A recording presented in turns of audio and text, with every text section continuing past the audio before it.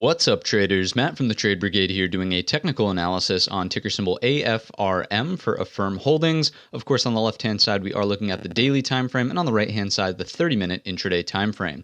I do need to give you the update that they did give us an earnings announcement yesterday. Friday, of course, it was before the bell. We talked about the possibility for a gap and go, the gap and trap, all of that stuff, and we were left with a gap and go, clearly moving higher on Friday's session. So let's take a look. What really strikes me as important here is the fact of the relative strength. Right? If you were watching the broad market at all on Friday, you'll know that it had a nasty day, right? So the extreme relative strength here on the earnings catalyst does strike me as healthy. We've also closed above this little bump in the road that we had here. And as the chart currently sits, I can easily see this, if it continues on a momentum run, coming into our 137, 140 area as the next structural area of resistance in the following, week or two, right? It doesn't have to happen all in one day, all in one week, but, in the foreseeable future, right? This is a very realistic possibility to the upside. After that, of course, the true all-time high is here, 146.90. Call it 147 for round numbers sake. And then after that, it's blue sky territories, right? Whole and half dollars, intraday levels that do form. So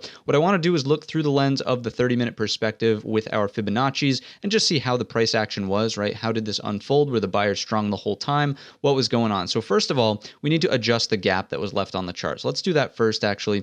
We'll take this level and we'll drop it all the way down to the low. So now the gap is going to fill from 105.61 down to the high of the Thursday candle down there at 92.03. Again, this does technically mean there is poor structure underneath us, but it doesn't have to fill, but if we were to return to 105, right, at some point in the future, if we trade back down through it, just nice to know that there is a gap underneath us. So that's first things first. This I do think is interesting as resistance. Remember that 115-ish area was the pre-market high, and once we broke it, that's where this rally really came from. So now let's take out the fibs, right, and go from the low to the high of the move here, and just note where the 38.2 is. It's just below our 120 area, and as you know, if you've watched the channel for any period of time, we really focus more on structure than Fibonacci's, or at least when we're weighing the options here. So I would place more emphasis on 120 the whole dollar instead of the 38.2, and the 61.8, as we know, is the line in the sand. And just like we explained about structure here, I would place much more emphasis on this 115 and pre-market high breakout point than that 61.8. So in terms of the move, it was completely healthy, right? This little pullback into the end of the day as the broad market was really puking, quite frankly, it strikes me as healthy and strong. So we are looking for upside continuation. A bullish scenario here would probably be consolidation that holds this, maybe a day or two of rest, let the buyers recharge, quote unquote, and then take it higher up and over this breakout point, which of course is going to be the high of Friday here. Let's grab the other tool, mark that in officially, then we'll wrap up the video. So that level was here at 126.37. That's where the new breakout comes from.